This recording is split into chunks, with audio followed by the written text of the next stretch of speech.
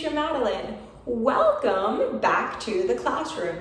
The purpose of this course is to help you move beyond the boring English textbook into real life, enjoyable conversation.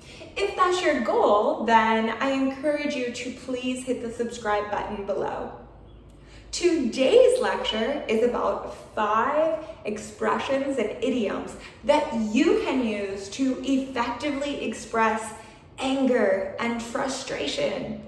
The 5 phrases are ruffled feathers, heated, boiling blood, flip one's lid, and lose one's temper.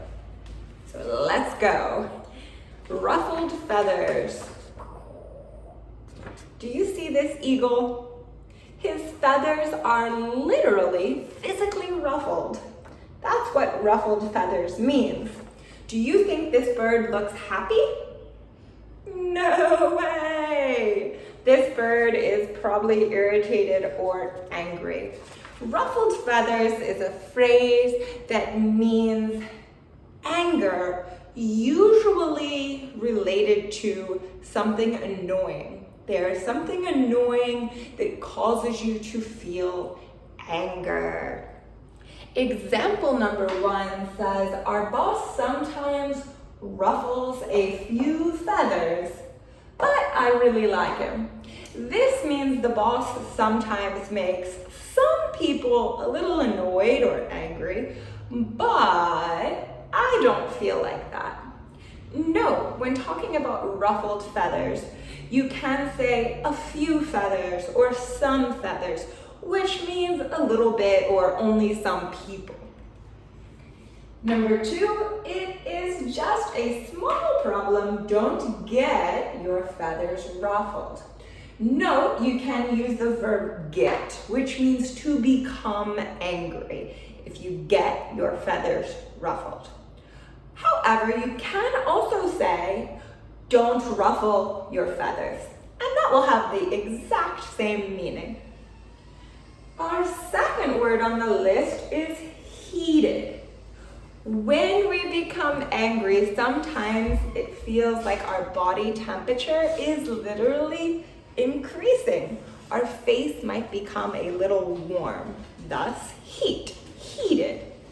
Our example is he will become very heated if you disrespect his wife. Don't do that. Next, nowadays political conversations can become very heated very quickly. Noted, heated is not always exactly one person feeling anger, but a heated conversation means a conversation where both parties feel high levels of emotions. Obviously, there's some kind of disagreement. A heated conversation is almost exactly like an argument of some kind.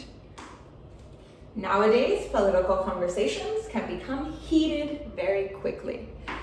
If you talk about politics, people are likely going to become angry or disagree with each other in a short amount of time. Number 3, our word or phrase is boiling blood. My blood was boiling when my client was late for our meeting. Again, in relation to heated, our body temperature rises when we're angry. Boiling blood is an exaggeration, really emphasizing on that. Not only is the temperature high, but it's so high that it could make your blood boil. Imagine a pot of water on the stove. When you increase the temperature, the water begins to boil. We're saying that we're so hot, our blood is boiling. Of course, don't take this literally, that is impossible. But again, it's an exaggeration to emphasize that you or someone is very, very angry. My blood was boiling when my client was late for our meeting. My client was late. I was waiting and waiting and waiting. I became extra angry, more and more angry. Eventually, my blood is boiling. He The second example, he has a low boiling point, especially when drinking soju. Do you know anyone that becomes angry very easily when they're drinking alcohol? Unfortunately, I do. Anyways, the point is that a boiling point is the temperature at which water can boil. It can be hot, but not boiling, but very, very hot is boiling. The temperature that water boils is called a boiling point. When you use the word boiling point with a person, it means this how difficult or how annoying does the situation have to be for the person to become angry. So a low boiling point means that someone easily becomes angry. If he's drinking soju, then he will easily become angry. Number 4, our expression is to flip one's lid. If you can imagine, for example, let's say kimchi. If you have a jar of kimchi, not pens, and the lid of the jar flips off, and then kimchi goes all over the floor, you have to clean up the big mess, and it could be frustrating. Or you could think about it like our head is the lid, the top of our body. Sometimes when we become very angry, it might feel like our head is going to explode and pop off of our bodies.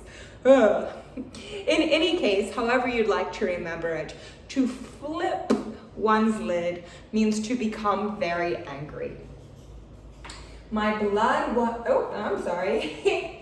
If we don't clean the house before mom gets home, she will flip her lid. In this case, we have future tense, will flip her lid.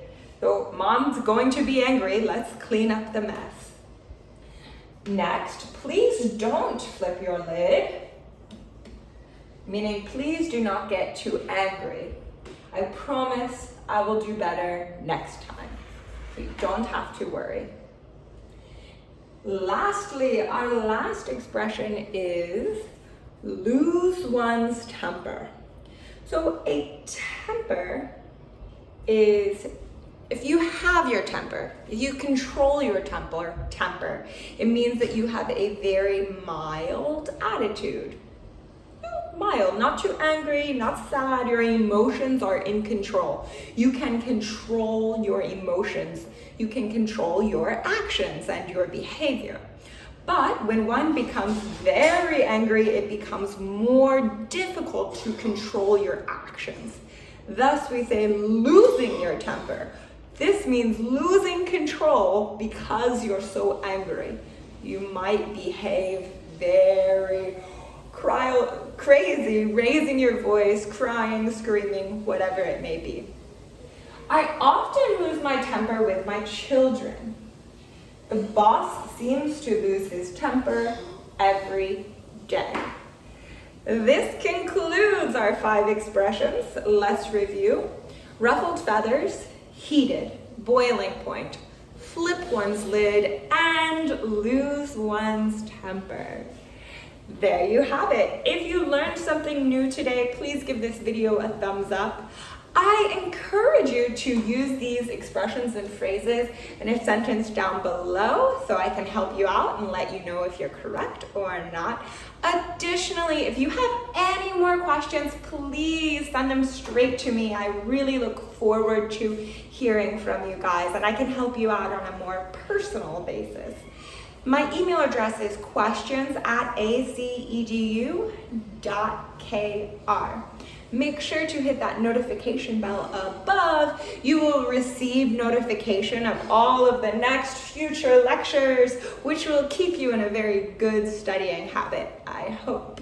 Until next time, keep studying hard and never give up. Thanks for watching. Goodbye.